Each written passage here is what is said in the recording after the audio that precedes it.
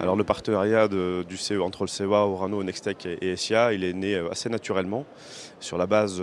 déjà d'échanges sur nos expertises, sur nos spécialités, qui sont la ventilation nucléaire et puis l'électricité et le contrôle-commande.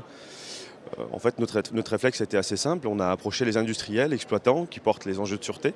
et qui portent les enjeux des installations en termes de sécurité et puis de maîtrise du risque et maîtrise des gestes techniques. Et on leur a proposé, dans le cadre de partenariats, collaborations et projets en cours, de pouvoir participer à une réflexion commune pour pouvoir mettre en place un certain nombre de formations, de référentiels, pour qu'on puisse ensemble constituer un programme de formation de spécialité.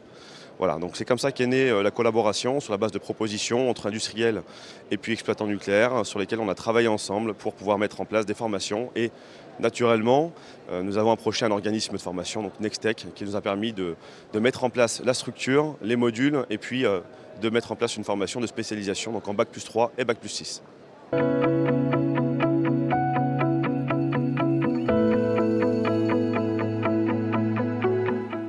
Alors on s'est mobilisé sur ce sujet-là avec nos partenaires puisque pour le maintien des compétences, pour partager des retours d'expérience et pour former nos collaborateurs à tous les enjeux de la sûreté dans nos spécialités.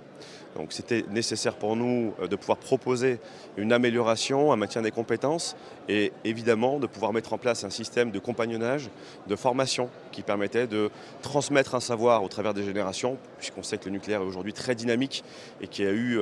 des vagues pendant lesquelles on a eu un peu moins d'activité dans le domaine du nucléaire. Aujourd'hui, on a besoin de redynamiser, on a besoin de transmettre des savoirs, de transmettre des enjeux au travers des réglementations et c'est ce qu'on fait donc au travers d'un programme de formation.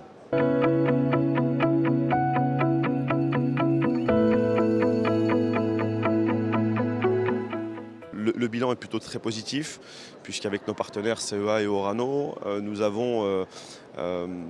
une trentaine d'ingénieurs spécialisés dans le génie de la ventilation nucléaire depuis 5 ans,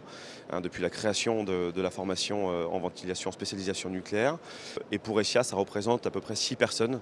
qui ont suivi cette année de spécialisation en ventilation nucléaire. Nous avons des formateurs qui sont en interne chez SIA, donc avec une organisation qui sont mobilisés pour cette formation-là, qui disposent